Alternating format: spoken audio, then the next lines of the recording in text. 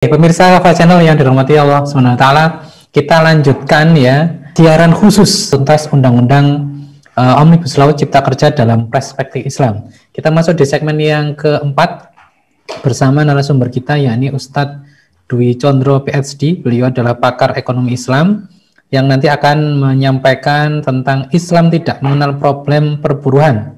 Ini nanti di undang-undangnya adalah klaster ketenagakerjaan atau perburuan. Saya sapa dulu beliaunya. Assalamualaikum, Ustadz Dwi Condro. Waalaikumsalam warahmatullahi wabarakatuh. Alhamdulillah, beliau sudah hadir dan insya Allah nanti bersama kita menjelaskan tentang problem perburuan.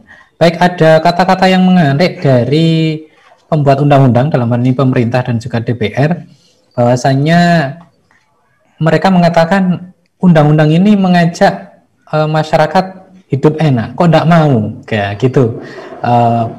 Ustadz Dwi Condro, lah ini mungkin dijelaskan nanti bagaimana, apakah memang undang-undang ini bagus atau lebih dolim atau bagaimana juga menurut Islam. Nah ini akan dipaparkan oleh Ustadz Dwi Condro. Monggo, Ustadz. Terima kasih. Assalamualaikum warahmatullahi wabarakatuh. Waalaikumsalam warahmatullahi wabarakatuh. Alhamdulillahirabbil alamin. Shalatu wassalamu ala asrofil anbiya'i wal mursalin. Sayyidina wa maulana Muhammadin wa ala alihi wa sahbihi ajma'in, amma ba'd. Bapak Ibu dan saudara-saudara sekalian yang dirahmati Allah, alhamdulillah kita bisa bersama-sama untuk berbincang-bincang, berdiskusi, dan untuk tugas saya, insya Allah saya akan berbicara tentang seputar klaster perburuan atau ketenagakerjaan. Nah, tadi sudah disampaikan bahwa oleh pembicara-pembicara sebelumnya, memang ada beberapa problem dari undang-undang ini. Nah, walaupun nanti saya fokusnya kepada ketenagakerjaan atau perburuan, memang tidak bisa dilepaskan dengan aturan-aturan yang lain. Nanti kita tunjukkan bagaimana pandangan Islam menyelesaikan problem perburuan ini secara tuntas. Jadi memang tidak bisa berdiri sendiri. Nah, untuk lebih mudahnya, lebih singkatnya, saya akan share screen dulu ya.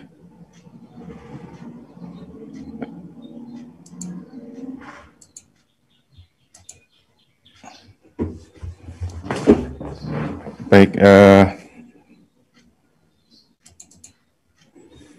dalam tulisan saya kasih judul Hukum Ketenagakerjaan dalam Islam ya. Sebagai pengantar, tenaga kerja itu dalam ilmu ekonomi memang masuk dalam faktor produksi ya, dimasukkan dalam faktor produksi. Ini tentu saja pandangan ilmu ekonomi kapitalisme ya. Tenaga kerja nanti bersama dengan faktor produksi yang lain, yaitu lahan dan permodalan, itu diharapkan punya peran yang penting dalam peningkatan produksi. Tadi disinggung-singgung Prof. Fahmi juga kaitannya dengan pertumbuhan ekonomi. Karena pertumbuhan ekonomi diperlukan, pasti dikaitkan dengan pertumbuhan penduduk. Jadi dalam ilmu ekonomi, kenapa pertumbuhan ekonomi perlu, itu memang tergantung dari penduduknya. Sebuah negara yang pertumbuhan penduduknya itu nol atau negatif, ya memang pertumbuhan ekonomi tidak terlalu diperlukan. Bahkan mungkin kekurangan tenaga kerja. Negara-negara Eropa itu sekarang pertumbuhan penduduknya rata-rata negatif. Kenapa? Ya karena lembaga pernikahan itu sudah dijauhi. Mereka sudah nggak senang menikah, apalagi LGBT itu dikembangkan secara luas. Ya kalau laki-laki menikah dengan laki-laki, ya kapan punya anaknya gitu. Kalau itu diperluas terus, ya lama-lama punah gitu. Manusianya punah. Jadi nggak perlu ada pertumbuhan ekonomi. Tapi bagi Indonesia yang pertumbuhan penduduknya mungkin hampir 2% per tahun, itu memerlukan pertumbuhan ekonomi ya juga kira-kira 2% kalau ingin terserap semuanya. Dalam perekonomian pasar bebas, masalah ketenagakerjaan ini memang akan menimbulkan problem terus. Oleh karena itu, akan berlaku trade-off ya. Tadi kan disampaikan oleh hostnya mengatakan ini undang-undang kan untuk kepentingan kita, untuk kebahagiaan kita, untuk kesejahteraan kita, kok ditolak itu kenapa? Ya selalu kalau undang-undang itu dibuat manusia, selalu ada trade-off antara Antara dua kepentingan. Kalau ini kaitannya dengan ketenaga kerjaan, pasti kalau itu nanti menguntungkan, dianggap menguntungkan investornya atau menguntungkan pihak juragannya atau pemilik pabriknya, itu pasti dianggap merugikan kaum buruhnya. Jadi ini trade-off-nya begitu. Kalau ini memperlancar investasi, biasanya akan menimbulkan tekanan kepada buruhnya. Buruhnya akan tertindas. Tetapi kalau buruhnya itu undang-undangnya memihak kepada buruh, kemudian fasilitas buruh luar biasa, mungkin gajinya tinggi, tunjangannya banyak, dan sebagainya, ini dianggap akan menghambat investasi, karena juraganya nggak senang. Oleh karena itu, kalau memang undang-undang kalau diserahkan pada manusia, ini nggak akan ada selesainya, akan selalu trade-off terus, tumpang tindih. Tadi Prof. Fahmi juga harus dikembalikan kepada yang membuat manusia, yang lebih tahu bagaimana kepentingan manusia dalam jangka panjang, bahkan sampai akhirat, tidak hanya berbicara 5 tahun, 10 tahun, 20 tahun, itu jangka pendek sekali. Oleh karena itu, kalau ingin tahu bagaimana Islam menyelesaikan problem perburuan atau tidak akan ada problem perburuan dalam Islam, memang ya keputusannya dikembalikan kepada Allah. Insya Allah kalau itu ada keputusan dari Allah, akan memberikan keadilan, baik pada buruhnya maupun pada juragannya. Ini yang ditunggu-tunggu kan seperti itu sebenarnya. Kebutuhan manusia itu kan undang-undang yang bisa adil. Adil maknanya apa? Memihak kepada semua pihak. Memihak kaum buruhnya, juga memihak juragannya. Tapi kalau undang-undang diserahkan pada akal manusia, ya pasti tergantung kepentingannya. Kalau DPR itu lebih pro kepada investor, ya pasti akan merugikan buruhnya. Tapi kalau DPR nanti pro buruhnya, pasti akan merugikan investornya. Selalu begitu, trade-off. Nah, coba kita lihat tawaran dari Islam. Ini tawarannya benar-benar serius ini dari Allah Subhanahu wa Ta'ala. Kira-kira benar-benar akan menyelesaikan semua problem buruh sampai tuntas, tas-tas atau tidak. Ini yang menarik untuk kita bahas. Nah, oleh karena itu, kita lihat problem ketenaga kerjaan itu sebenarnya kalau dilihat akar permasalahannya itu apa? Sebenarnya setiap klaster itu kalau ingin menyelesaikan harusnya dicari akar permasalahannya. Kalau berkaitan dengan ketenaga kerjaan itu sebenarnya akar permasalahannya itu persoalan penetapan kompensasi atau penetapan upah buruh. Ini yang selalu menjadi problem yang nggak akan ada selesainya. Ini paling sensitif, ini paling peka, memerlukan sentuhan yang paling adil. Yang itu tentu mestinya tidak dari manusia, tidak dari akal manusia. Nah, ini kalau tidak diselesaikan, maka ini terus-menerus akan menjadi konflik abadi. Jadi problem perburuan tidak akan pernah selesai, sampai hari kiamat nggak pernah selesai. Oleh karena itu kita bisa melihat, kalau yang lain-lain itu hanya masalah turunan-turunan saja. Berarti yang akar permasalahannya itu memang pada penentuan filosofi, penentuan upah. Nah, ternyata itu sangat ditentukan oleh ideologinya. Ideologi yang dianut oleh sebuah negara. Karena yang memang punya konsep yang lengkap itu hanya dari ideologi. Nah, ideologi dalam ilmu ekonomi itu memang dibagi dua. Ada ideologi kapitalisme dan sosialisme. Nah, bagaimana pandangan ekonomi kapitalisme dalam penentuan upah buruh? Nah, kalau kita ngerti bagaimana filosofi dari kapitalisme, nanti bisa dilihat sebenarnya undang-undang Cipta Kerja ini sebenarnya dikendalikan oleh paham kapitalisme atau sosialisme. Ya, bisa kita lihat filosofinya ini.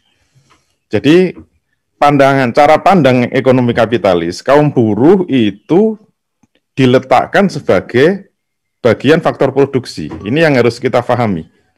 Oleh karena itu, sebenarnya kalau mengikuti pelajaran-pelajaran ekonomi ya di bangku-bangku kuliah, kalau buruh itu posisinya sebagai faktor produksi, maka sebagaimana hukum ekonomi kapitalis, tujuan bisnis itu kan untuk meraih keuntungan yang setinggi-tingginya. Rumusnya bagaimana agar keuntungan yang setinggi-tingginya itu bisa diraih? Satu-satunya adalah harus dengan menekan biaya produksi serendah-rendahnya. Nah, biaya produksi itu tadi kan dari lahan, dari tenaga kerja, dan dari modal. Dari bahan baku, dari energi, dan sebagainya. Itu termasuk faktor-faktor produksi. Nah, celakanya apa? Cilakanya buruh itu termasuk faktor produksi. Oleh karena itu, kalau ingin keuntungannya setinggi-tingginya, konsekuensinya apa? Berarti upah buruh itu harus ditekan serendah-rendahnya. Nah, disinilah kemudian muncul apa yang disebut hukum upah besi, the Iron Wages Law. Ini mau ditolak atau tidak, tetap faktanya ini akan muncul kalau mengikuti pandangan kapitalisme. Upah dalam kapitalisme itu akan berhenti seperti besi yang kaku, tidak bisa naik dan tidak bisa turun. Kenapa tidak bisa naik? Karena hukum pasarnya mengatakan kalau buruh itu demo menuntut naik, ancamannya nggak main-main. Kalau kamu digaji seperti itu nggak mau, ya silakan keluar, kamu akan dipecat. Kenapa? Karena yang antre untuk kerja di tempat saya itu sudah mengular sampai 3 km. Dan mereka mau digaji lebih rendah daripada Anda. Kalau Anda sudah nggak mau dengan gaji itu, silakan keluar, cari pabrik yang lain. Jangan kerja di pabrik saya. Itu maknanya apa? Upah buruh nggak bisa mengalami kenaikan. Di demo kayak apapun nggak bisa gitu. Kenapa? Karena faktanya tenaga kerja di dalam sistem ekonomi kapitalis itu melimpah ruah. Pengangguran sangat banyak. Tapi kenapa upah buruh juga tidak bisa turun? Karena upah buruh itu dihitung sudah pas untuk hidup 1 bulan. Itu namanya apa? KFM, kebutuhan fisik minimum. Jadi filosofi penentuan upah di dalam kapitalisme itu bagaimana buruh itu bisa bertahan hidup selama 1 bulan. Makanya kalau sampai upah buruh diturunkan dari UMR, dari hitungan kebutuhan fisik minimum, itu pasti nggak bisa hidup selama sebulan. Dan itu akan mengancam, merugikan pabriknya sendiri. Oleh karena itu, misalnya kalau di Jogja itu UMR itu 1,6 juta, kemudian digaji 1,5 juta saja sudah nggak bisa hidup selama sebulan. Apalagi digaji cuma 1 juta, tanggal 20 udah nggak masuk semua itu buruhnya. Berarti apa? Diturunkan nggak bisa, dinaikkan nggak bisa. Itu konsekuensi logis dari diterapkannya ekonomi kapitalis. Jadi akhirnya apa? Upah itu akan bertengger, akan berhenti pada tarik ulurnya itu hanya menentukan KFM inilah. Makanya nanti UMP itu beda-beda, UMR beda-beda, tiap provinsi beda-beda karena biaya hidup di kota Jakarta beda dengan Yogyakarta, beda dengan Bandung, dengan Semarang. Maka apa dasar penentuannya itu? Berdasarkan kebutuhan untuk hidup selama 1 bulan. Ini nggak akan selesai-selesai, nanti tarik ulurnya, nanti timbul apa? Migrasi besar-besaran. Misalnya ada investor sudah mendirikan pabrik di Bekasi misalnya. Tiba-tiba Bekasi minta UMR-nya naik, UMP-nya naik misalnya. Ya jelas nggak kuat dia itu, nggak kuat menggaji buruh. Misalnya tiba-tiba naik jadi 3 juta. Per buruhnya 3 juta, ya ambruk itu. Maka dia akan pindah ke Jawa Tengah. Jawa Tengah yang di UMP-nya lebih rendah, misalnya 1,5, dia akan migrasi ke situ.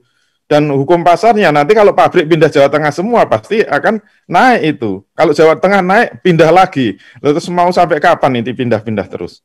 Nanti jangan-jangan pindah ke Vietnam, karena Vietnam lebih murah. Nah, inilah yang membuat munculnya ide Omnibus Law itu. Jangan sampai pindah ke Vietnam semua. Kenapa? Tiap daerah beda-beda. Aturan disatukan saja. Ke Jakarta disamaratakan.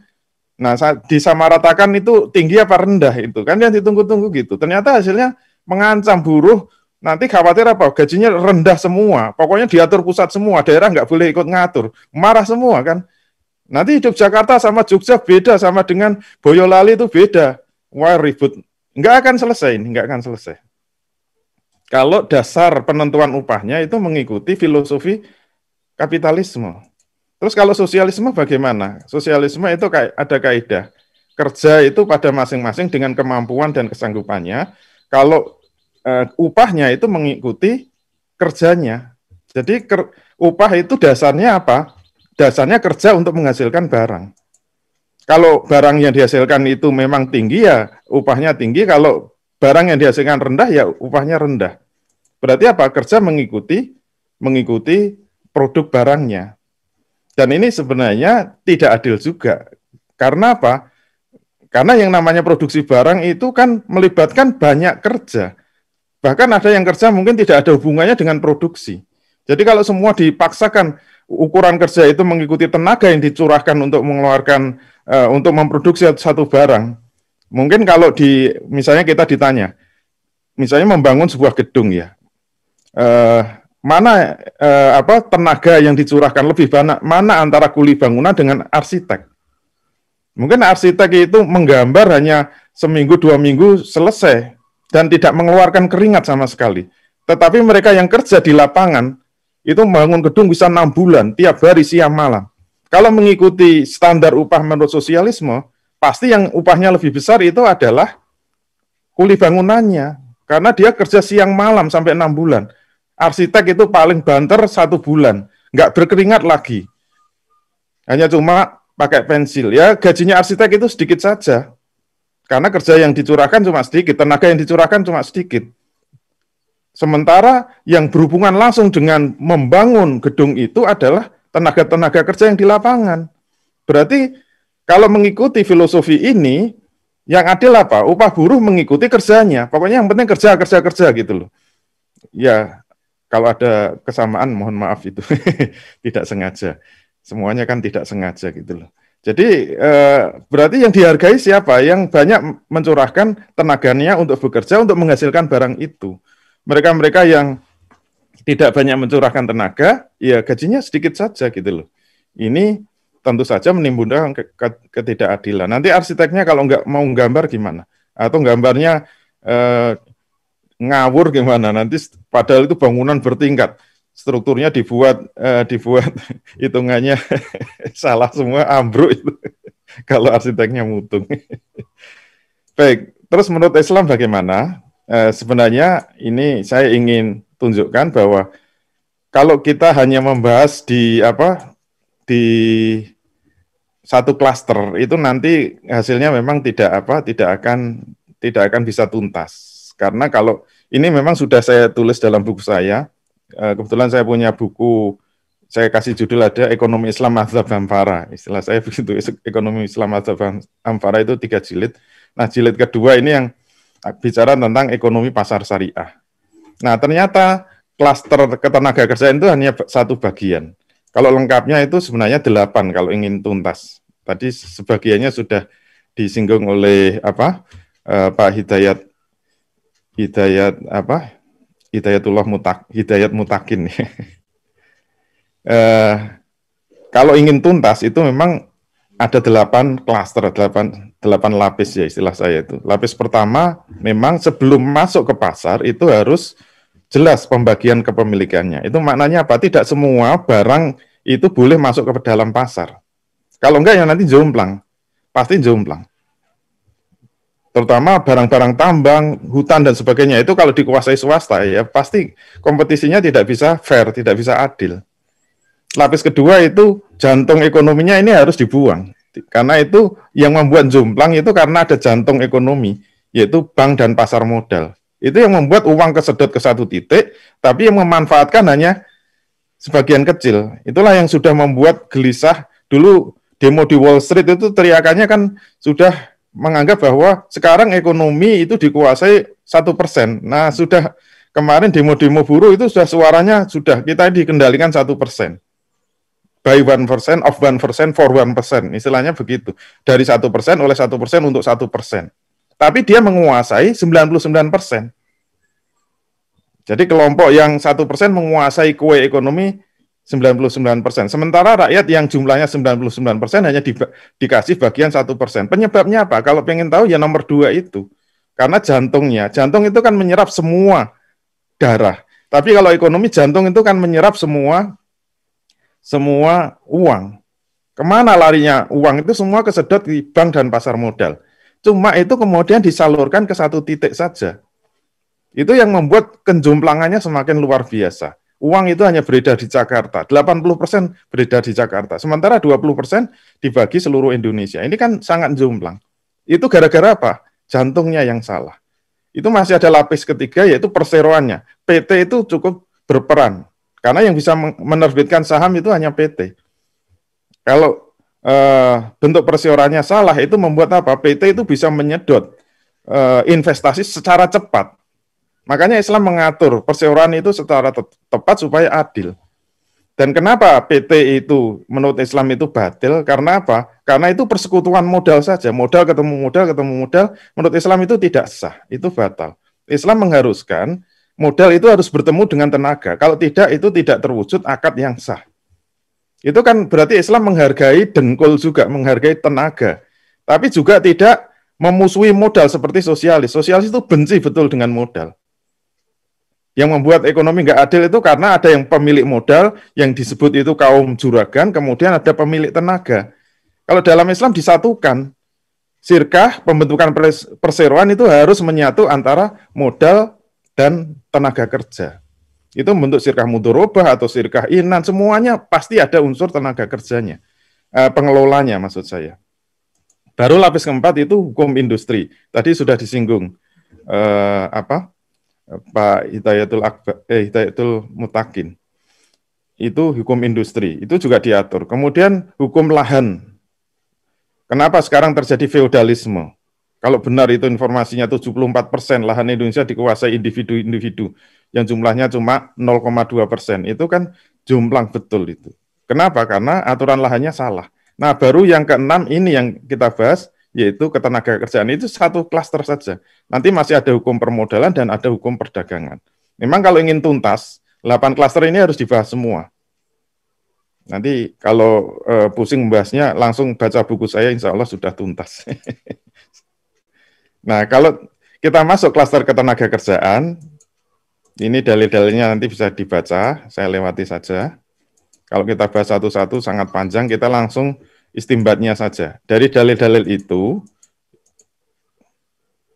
ini mungkin satu yang penting karena terkait, salah satun anakhos muhum yaumal qiyamati, rojulun a'tobi summa ghodaro, warojulun ba'a khurro fa'akala samanuhu, warojulun istajaro ajiran fastaufa minhu walam yufihi ajrohu. Ini yang mungkin yang paling terkait. Ada 3 orang yang aku musuhi, berarti ini hadis qudsi ya. Aku adalah Allah maksudnya. Ada 3 yang akan dimusuhi Allah besok di hari kiamat, yaitu apa? Yang pertama, orang yang telah memberikan baiat kepada khalifah karena Allah, tapi kemudian dia berkhianat. Yang kedua siapa? Orang yang menjual orang merdeka sebagai budak, kemudian makan harganya atau hasilnya. Nah, yang terkait dengan ketenaga kerjaan itu yang nomor 3, yaitu apa? Seorang pekerja, seorang juragan yang sudah mengontrak tenaga kerja, kemudian tenaga kerjanya sudah menunaikan pekerjaannya, kemudian dia tidak memberikan upahnya. Nah, dari hadis inilah kemudian yang paling langsung terkait dengan definisi, saya langsung pada definisi syar'inya ya. Kalau definisi lughahnya secara bahasa itu memang mustaqotun minal, jadi memang al-ijarah itu dipecah dari kata al-ajru yang maknanya al-iwad, yaitu apa? Upah. Makanya inti ketenaga kerjaan itu sebenarnya upah. Itu secara bahasa, tapi secara syariah, dari dalil-dalil syariah yang panjang tadi, kemudian ulama mengambil satu makna syar'i, amma fi syar'i fal ijaratu hiya aqdun 'ala manfaati bi iwadin. Jadi secara syar'i yang disebut ijarah itu adalah akad atas manfaat yang diberi kompensasi. Nah, menurut saya ini adalah definisi yang clear sekali, clear. Semua perdebatan tentang perburuan itu clear dengan satu kaidah ini. Yaitu apa? Yang disebut ijarah itu akad atas manfaat yang diberi kompensasi. Oleh karena itu apa? Kalau dibalik, kompensasi itu atau upah, dasarnya apa? Dasarnya adalah manfaat yang diberikan oleh buruh kepada ikannya. Jadi bukan mengikuti kebutuhan fisik minimum, juga bukan karena diukur hanya dari aspek tenaga yang sudah dicurahkan untuk menghasilkan produk barang itu. Tidak boleh dikaitkan dengan produk barang apakah mahal atau murah, nggak boleh. Termasuk tidak boleh diukur hanya dari kebutuhan fisik minimum. Tapi diukur dari apa? Manfaat yang sudah diberikan. Baik itu menghasilkan produk atau tidak, atau menghasilkan keuntungan atau tidak. Upah itu dasarnya manfaat yang diberikan. Karena apa? Tadi ancamannya nggak main-main ya. Kalau sampai ada orang mempekerjakan seorang pekerja dan dia sudah menunaikan tugasnya, kok tidak diberi upah, tidak bisa masuk surga, akan dimusuhi Allah itu. Maknanya nggak bisa masuk surga. Yang punya surga kan Allah. Mau dimusuhi Allah, nggak mungkin bisa masuk surga. Oleh karena itu seharusnya dasar penentuan upah itu manfaat yang diberikan. Oleh karena itu semakin tinggi manfaatnya, seharusnya upahnya semakin tinggi. Bukan tenaganya, tapi manfaatnya. Semakin rendah, berarti upahnya rendah. Itu adil. Sehingga masing-masing bisa mengukur. Nah, dari situlah sebenarnya yang paling sulit di dalam fikih Islam, dalam fikih muamalah itu adalah penentuan manfaat itu. Sementara manfaat itu kalau dibagi masih ada 3 lagi di dalam ijarah itu. Kita cepat saja. Yang pertama manfaat atas benda, manfaatul ain. Contohnya misalnya menyewa mobil, menyewa komputer, menyewa AC, menyewa rumah. Itu sebenarnya manfaat atas benda. Tapi ada ijarah manfaat atas apa? Manfaatul amal. Manfaat atas tenaga atau keahlian. Contohnya apa? Misalnya jasa dokter, jasa arsitek, jasa bimbingan belajar, jasa kursus dan sebagainya. Itu masuk kategori yang kedua. Tapi ada yang manfaatus saksi. Jadi manfaat atas orangnya. Nah, yang masuk kategori buruh itu yang nomor 3 ini. Ini jasa PNS, pegawai negeri misalnya, atau jasa pegawai, karyawan, buruh pabrik, pembantu rumah tangga. Itu masuknya adalah yang nomor 3. Dan cara penentuan kontrak kerjanya beda-beda. Tapi karena ini fokus kepada yang nomor perburuan itu sebenarnya hanya nomor 3 saja ini. Nah, agar ijarah atau sewa menyewa itu sah, maka 3 rukun ini harus dipenuhi, yaitu al-aqidani, 2 pihak yang berakad. Kemudian yang paling sulit itu ma'qud alaih, objek akadnya. Yang ketiga sigot. Kenapa ini sulit? Karena beda dengan jual beli. Kalau jual beli objek akadnya kan barang. Sehingga kita bisa menilai barang itu secara cepat. Kalau barangnya itu bagus, berkualitas, ya harganya mahal. Kalau barangnya itu jelek, ya harganya murah. Sama-sama beli mobil kan bisa dilihat secara fisik. Sehingga kenapa ada mobil yang mahal, kenapa ada yang mobil yang murah? Sebenarnya logika yang sama itu harusnya berlaku juga untuk ijarah.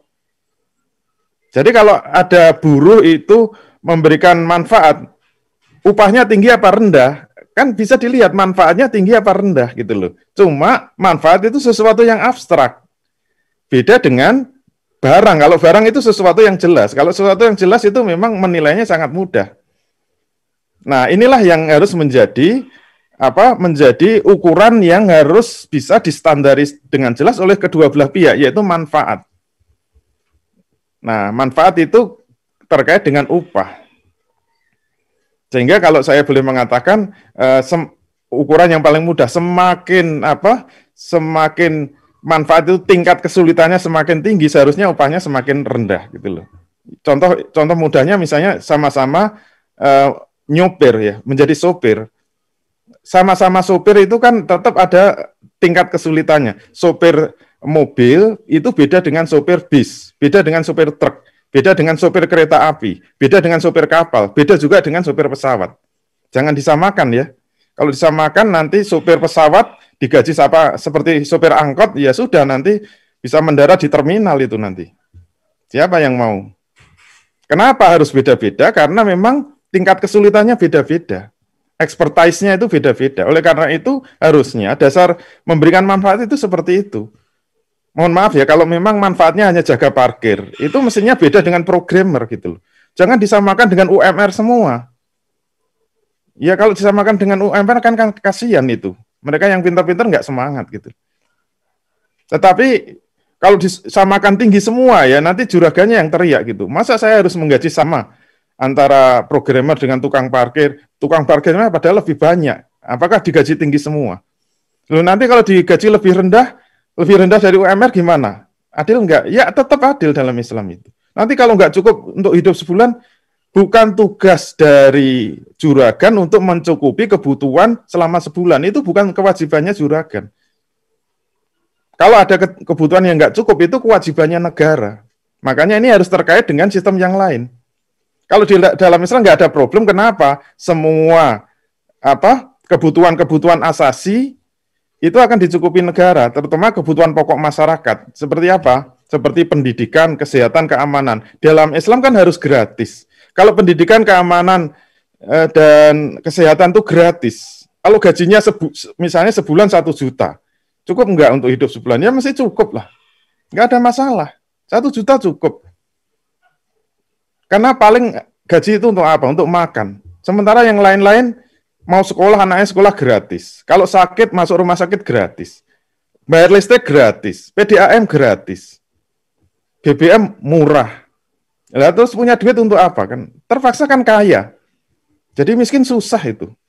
Terpaksa kaya, terpaksa makmur sejahtera gitu loh. Jadi upah itu nggak bisa berdiri sendiri terkait dengan sistem-sistem yang lain. Nah oleh karena itu memang secara singkat saya ingin mengatakan bahwa karena persoalan manfaat itu paling susah, maka ulama memberikan ukuran bahwa manfaat itu akan jelas kalau muncul 4 unsur ini. 4 unsur itu adalah nau'ul amal, jenis kerjanya harus jelas. Kemudian muddatul amal, masa kerjanya harus jelas. Yang ketiga itu adalah ujratul amal, atau upahnya harus jelas. Yang keempat itu adalah juhdul amal, tenaga yang dicurahkan itu harus jelas. Ini yang membuat manfaat itu bisa dikompensasikan dengan upah yang jelas. Ini kalau dalam draft akad ketenagakerjaan muncul semua. Yang pertama, nau'ul amal. Jenis pekerjaan itu harus tertuang dengan jelas spesifikasinya dalam akad kontrak kerja.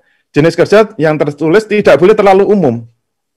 Pokoknya kamu bagian umum. Bagian umum itu apa?